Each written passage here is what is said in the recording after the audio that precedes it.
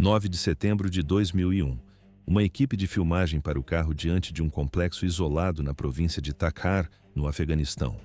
O objetivo era claro: entrevistar Ahmad Shah Massoud, o Leão de Panjshir. Ele era o único comandante afegão que o Talibã jamais conseguiu dobrar. Por que Massoud era o alvo? O regime precisava remover o último obstáculo no norte do país. Sem ele, a resistência desmoronaria. Os supostos jornalistas apresentam as credenciais. Os guardas verificam os papéis. Tudo parece legítimo. Eles entram na sala, posicionam o tripé e ajustam as lentes. A entrevista começa. Em um instante, o cenário de conversa vira um necrotério. A câmera explode. O som do impacto ecoa pelas paredes de barro. O quarto é tomado por fumaça densa e estilhaços de metal. Ouve-se o zumbido nos ouvidos dos sobreviventes. Em poucos segundos, uma das eliminações políticas mais impactantes da história moderna estava concluída. 48 horas depois, o mundo mudaria para sempre com o 11 de setembro. Mas a morte de Massoud era apenas o primeiro movimento de um tabuleiro muito maior. O movimento talibã dominou o Afeganistão nos anos 90. Eles impuseram uma autoridade absoluta e brutal, mas seus líderes tiveram destinos tão variados quanto dramáticos. Alguns morreram por ataques de drones no silêncio da noite. Outros foram traídos por homens de sua própria confiança. Houve quem caísse em batalhas campais e quem simplesmente desaparecesse sem deixar rastros. Na filmagem da época, nota-se: a segurança era rígida, mas falhou no detalhe técnico. Os explosivos estavam escondidos dentro da carcaça do equipamento de vídeo. As decisões foram tomadas, os erros expuseram os alvos, os momentos de queda foram inevitáveis. Esta é a crônica das horas finais dos líderes do Talibã. O relato seco de como o poder atrai a morte. Não havia margem para erro. Ahmad Shah Massoud não era um líder do Talibã.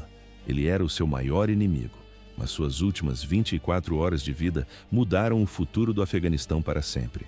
8 de setembro de 2001. Massoud estava em Khoja Bahauddin. A cidade no norte do Afeganistão servia de base para a Aliança do Norte. Era a última coalizão que ainda resistia ao domínio total do Talibã. Por que Massoud ainda estava vivo? O Talibã tentava eliminá-lo há anos, mas ele mantinha o controle do nordeste do país com punho de ferro. Ele era um tático brilhante.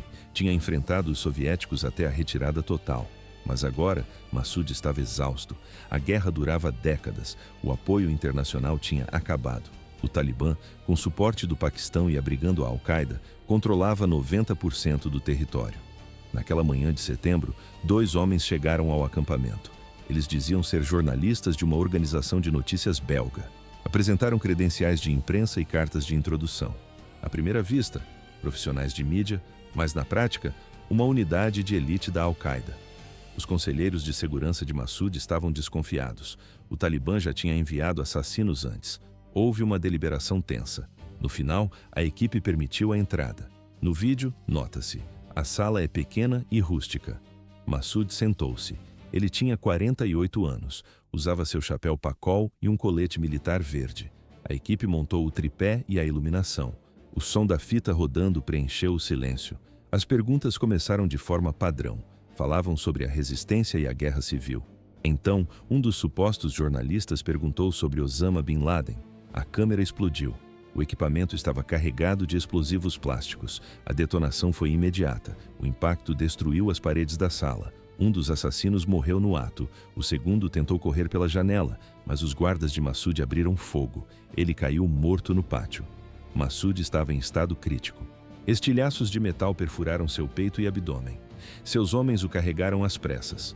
Ouve-se o barulho das pás do helicóptero partindo em direção ao Tajiquistão. Eles precisavam de um hospital moderno, mas a hemorragia era imparável. Ahmad Shah Massoud morreu dentro da aeronave. Ele sobrevoava as mesmas montanhas que defendeu durante toda a vida. O momento do ataque não foi coincidência. 2 dias depois, 11 de setembro de 2001, a Al-Qaeda atacou Nova York e Washington. A morte de Massoud removeu o único líder afegão capaz de fornecer inteligência contra Bin Laden. O Talibã tinha eliminado seu maior oponente militar poucas horas antes do mundo mudar. A operação foi planejada por meses. Os agentes usaram passaportes belgas falsos. Eles viveram semanas sob disfarce, esperando a oportunidade de morrer pela missão. Eles conseguiram. Mas o sucesso do atentado selou o destino do Talibã. Semanas depois, os Estados Unidos invadiram o Afeganistão. O regime que abrigou os assassinos de Massoud desmoronou em dias. Os líderes do Talibã passaram as 2 décadas seguintes fugindo ou morrendo em cavernas. Muitos teriam fins tão violentos quanto o de Massoud. Mas antes de entender a queda, precisamos saber quem realmente comandava o Talibã. Assim terminou a resistência de Massoud. 1994. Esse foi o ano em que o mulá Mohammed Omar fundou o movimento Talibã. Ele não era um líder político comum. Omar era um mulá de aldeia, um homem religioso que lutou contra os soviéticos na década de 80. Em um dos combates, estilhaços atingiram seu rosto. Ele perdeu o olho direito na explosão. Por que um religioso rural decidiu tomar o poder? A resposta é simples: ele sentia repulsa. Após a saída da União Soviética, o Afeganistão mergulhou em uma guerra civil brutal. Senhores da guerra dividiram o território como saque. O caos era a única regra. Omar reuniu um pequeno grupo de estudantes religiosos. Em pashto, a palavra Talibã significa estudantes. Eles não carregavam apenas livros, mas fuzis. O grupo começou a impor a lei islâmica rigorosa nos arredores de Kandahar. A estratégia era direta e violenta. Eles desarmavam os senhores da guerra. Eles executavam bandidos em praça pública. Eles trouxeram uma ordem implacável para regiões que só conheciam o medo. À primeira vista, eram apenas estudantes, mas na prática, eram uma força militar em expansão.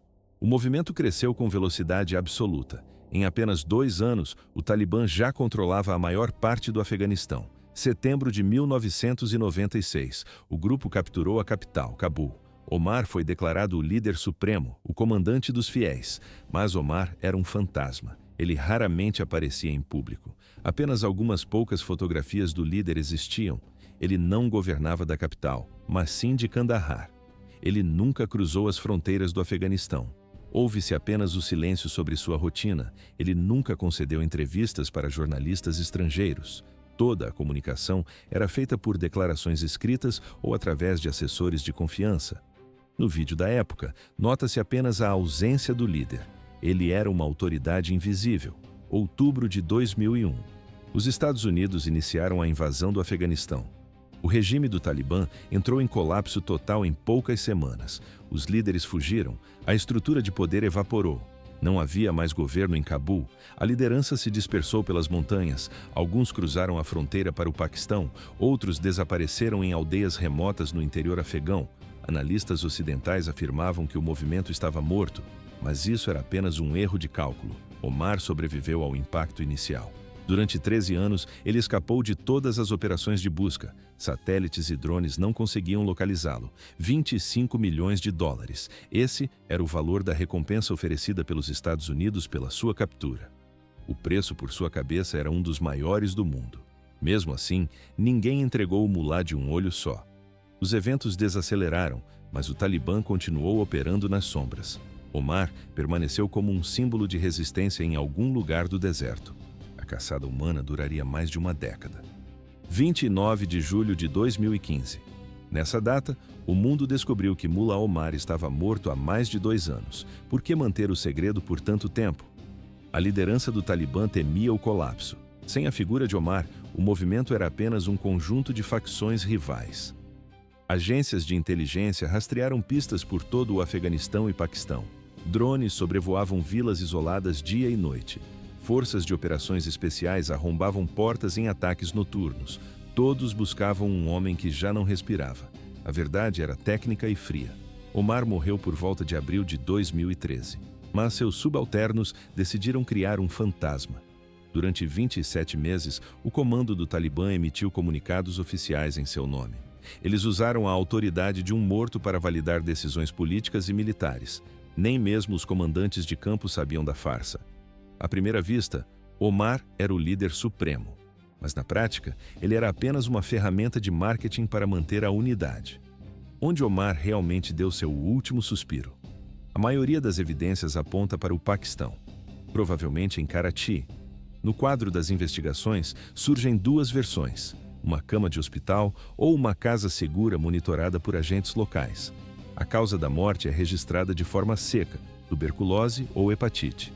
Algumas fontes mencionam complicações respiratórias crônicas. No vídeo, nota-se o vazio de informações. Não existem registros de suas horas finais. Não há fotos, não há áudios. Restam apenas perguntas sem resposta. Ele estava cercado pela família? Estava em um quarto úmido de concreto? Ele sabia que o fim havia chegado? Os poucos presentes nunca falaram publicamente. O que se sabe é o seguinte: Omar passou seus anos finais com a saúde em declínio acelerado. Ele saltava entre esconderijos, sempre um passo à frente dos mísseis americanos. Em 2013, o líder estava acamado. Ouve-se apenas o relato de dores intensas e falta de oxigênio. Ir a um hospital moderno significava exposição total. Por isso, ele escolheu sofrer na obscuridade, longe das montanhas do Afeganistão que ele um dia governou. A morte não teve drama, não houve um ataque de drone cinematográfico ou um tiroteio final contra os SEALs. Foi apenas a biologia vencendo um homem de 53 anos que viveu uma década como um fugitivo. O corpo foi enterrado em uma cova sem identificação. No local, apenas um punhado de homens de confiança. O segredo durou até 2015. Quando a notícia finalmente vazou, o caos previsto aconteceu imediatamente. O Talibã se partiu. Facções se recusaram a jurar lealdade ao sucessor, Mullah Akhtar Mansur. O grupo mergulhou em execuções internas e guerra civil por poder. A morte de Omar estabeleceu um padrão sombrio. Os líderes do movimento passariam a viver e morrer em isolamento absoluto. Alguns seriam vaporizados por mísseis, outros sumiriam em porões. Quase todos morreriam longe dos olhos do público. Assim terminou o mistério de Mullah Omar. Mas o padrão de segredo e caçada humana estava longe de acabar. 29 de julho de 2015. Nessa data, o mundo soube que o Mullah Omar estava morto há 2 anos. O anúncio oficial abriu caminho para um novo nome. Mullah Akhtar Mansur assumiu o comando do Talibã. A sucessão não foi pacífica. O clima era de traição. Comandantes do alto escalão acusaram Mansur de esconder a morte de Omar para tomar o poder de forma silenciosa. O boato nos quartéis era um só. Mansur tomava decisões e assinava ordens em nome de um cadáver. Por que Mansur era visto com desconfiança? Ele não era um místico como Omar. Mansur era um operador, um homem de logística. Ele entendia de fluxos financeiros, rotas de contrabando e como manter as engrenagens da inteligência paquistanesa lubrificadas. Mansur abandonou o isolamento total. Ele viajava. Ele usava telefones criptografados. Ele modernizou a comunicação do grupo. Isso o tornou um líder eficiente, mas criou um rastro digital. À primeira vista, um burocrata, mas na prática, um estrategista militar implacável. Sob seu comando, o Talibã avançou. Em 2016, o grupo controlava mais território do que em qualquer momento desde a invasão de 2001. Eles montaram governos paralelos, cobravam impostos de vilarejos inteiros. O governo em Cabul recuava em todas as frentes. Washington observava a ascensão com alarme. Mansur estava unificando facções rivais e vencendo batalhas. Para os Estados Unidos, ele deixou de ser um alvo político para se tornar uma prioridade militar. Ele precisava ser removido do tabuleiro. Agências de inteligência monitoravam cada passo. Sabiam que ele cruzava a fronteira entre o Paquistão e o Afeganistão com frequência. O erro fatal aconteceu em maio de 2016, 20 de maio de 2006. Mansur retornava do Irã para o Paquistão.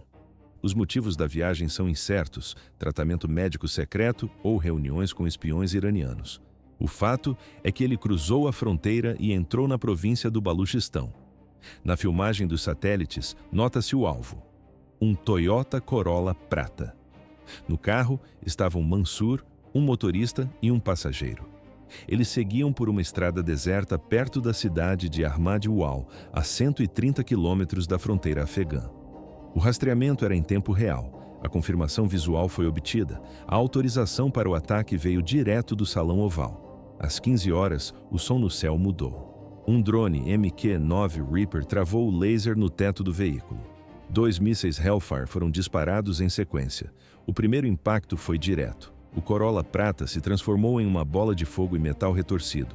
O segundo míssil atingiu os destroços segundos depois para garantir que nada restasse. Houve-se o silêncio após a explosão. Os 3 ocupantes morreram no ato. Mas identificar os restos mortais seria um desafio técnico e político. O ataque em solo paquistanês gerou uma crise diplomática imediata. O governo em Islamabad reagiu com fúria pela violação de soberania.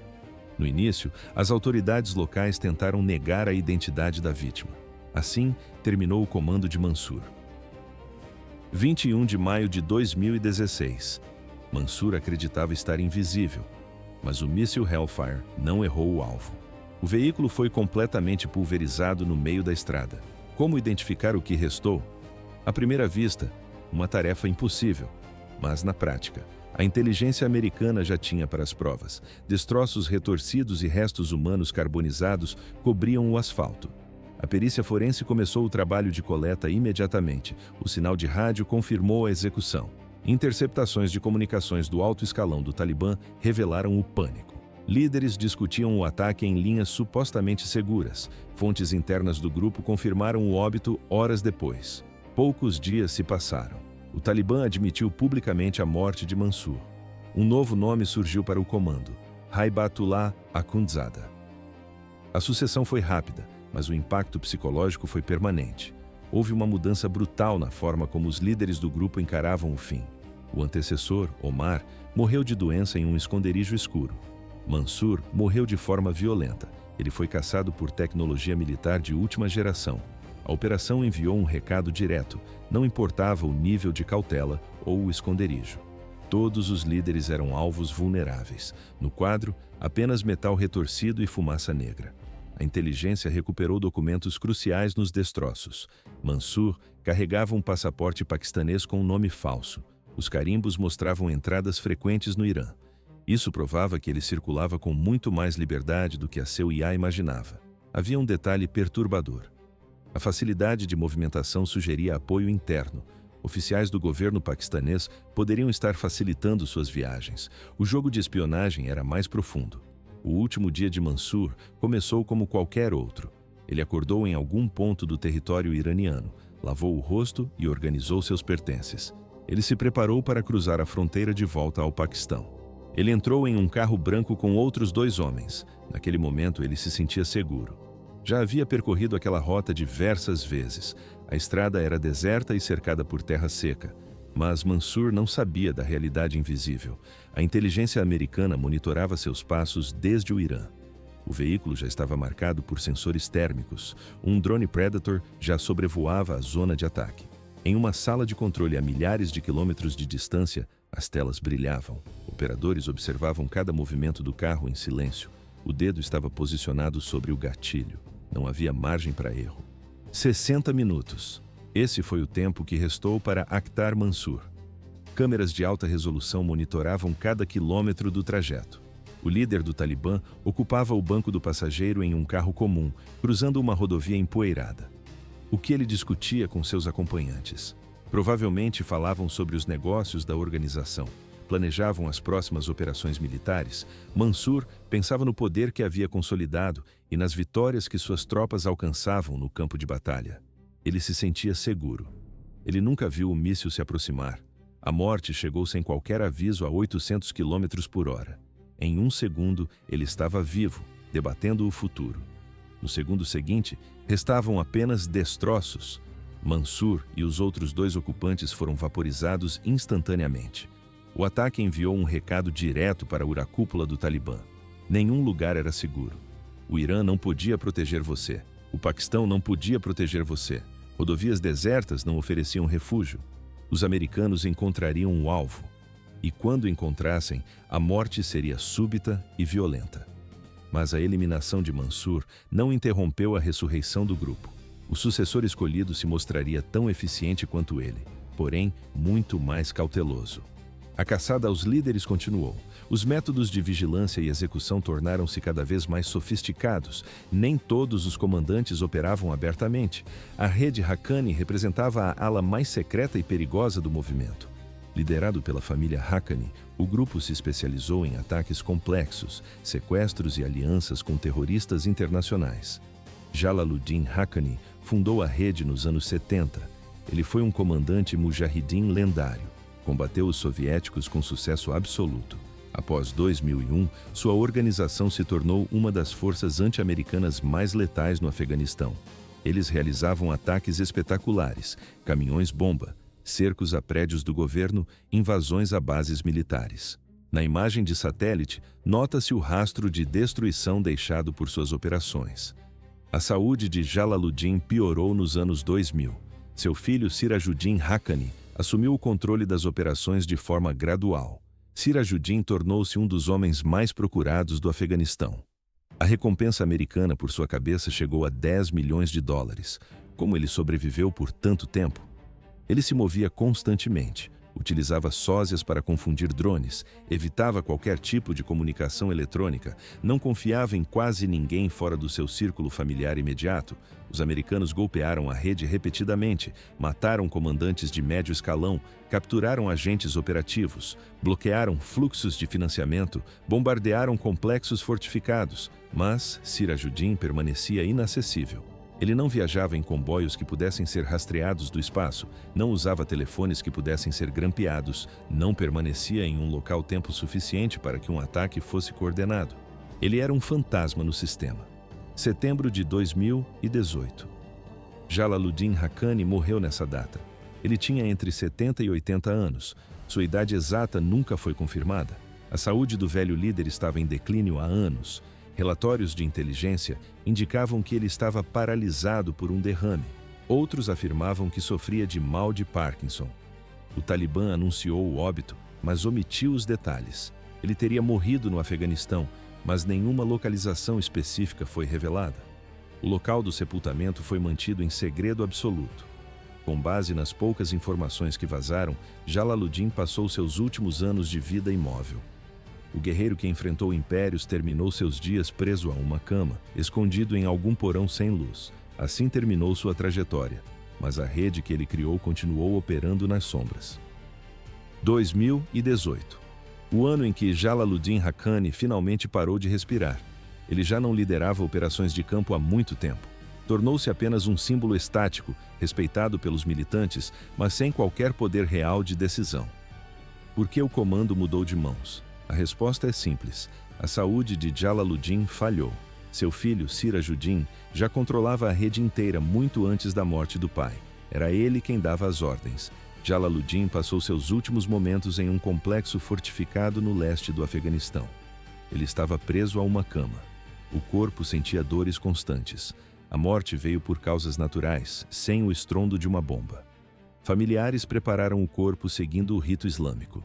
O enterro foi rápido e silencioso. A localização da tumba é um segredo absoluto. Na prática, um túmulo marcado seria um alvo fácil para drones ou forças rivais. Mas o mistério não termina com o patriarca.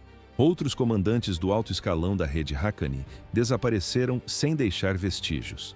Em um dia, eles estavam ativos. No outro, sumiram.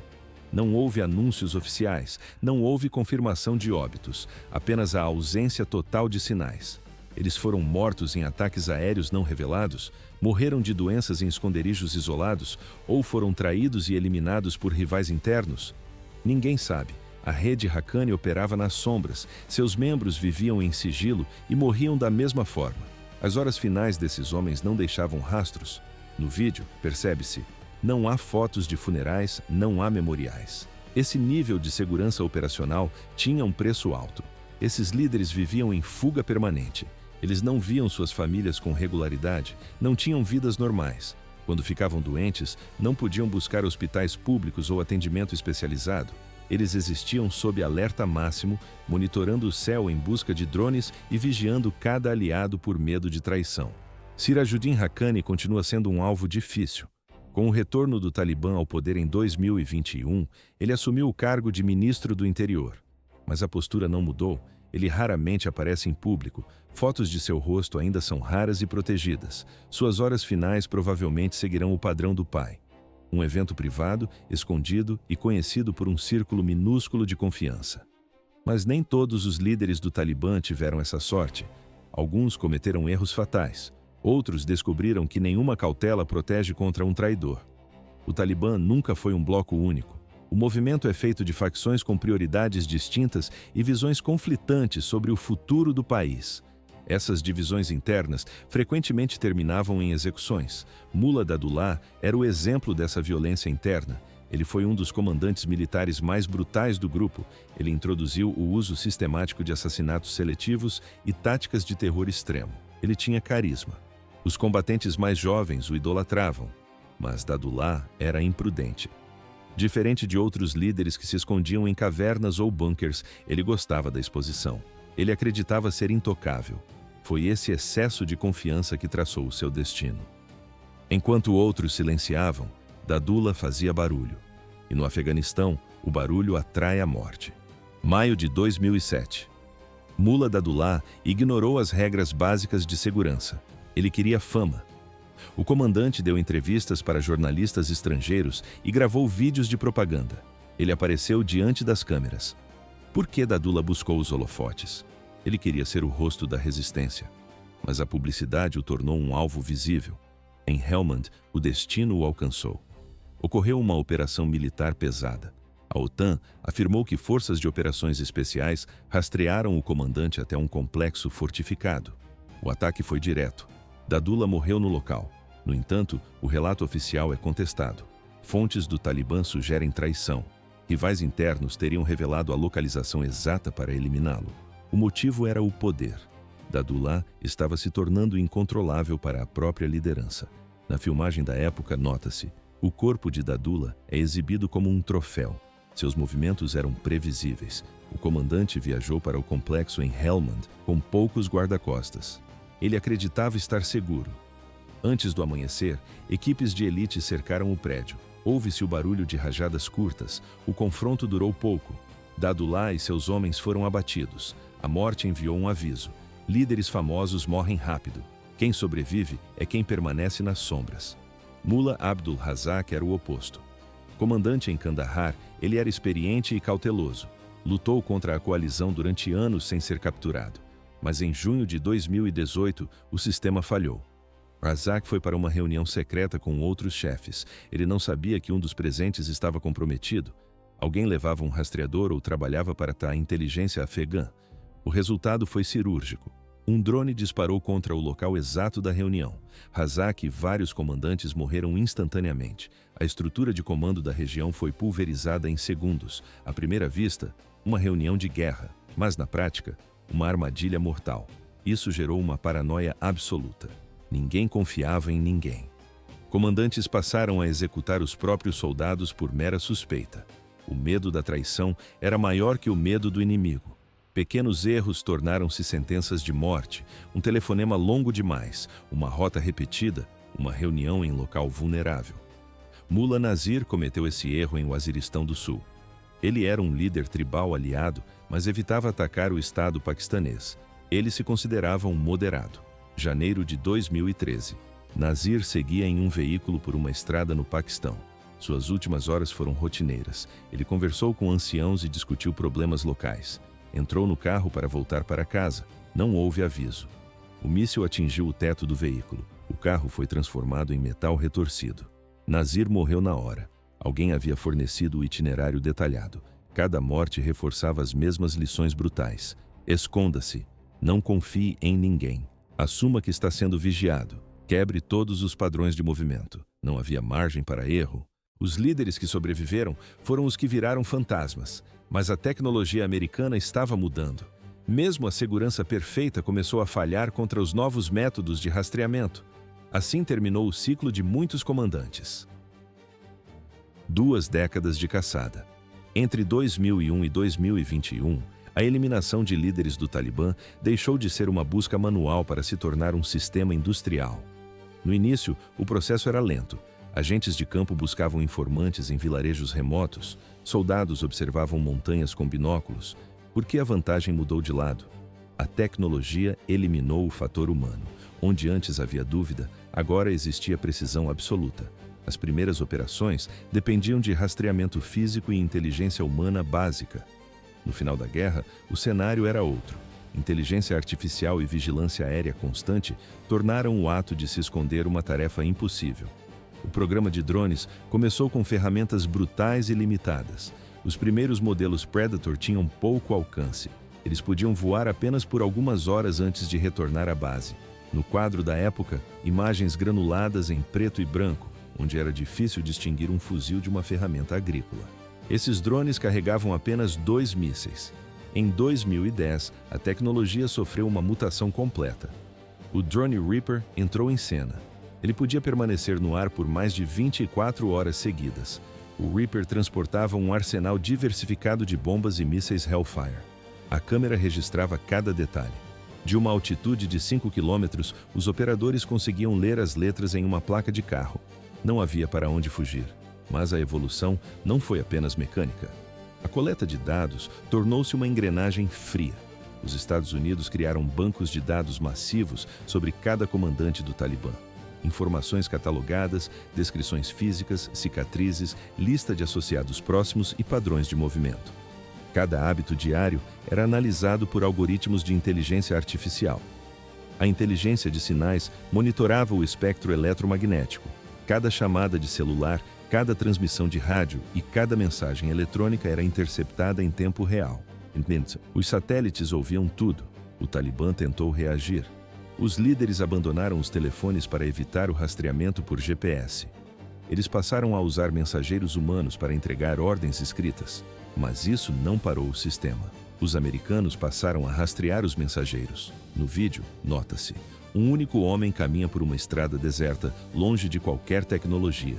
Ele não sabe que, quilômetros acima, um sensor infravermelho marca seus passos. O mensageiro se tornou o alvo que levava à morte até o esconderijo do líder. Os eventos aceleraram. A rede de vigilância fechou o cerco definitivamente. Assim, terminou a era do anonimato no campo de batalha.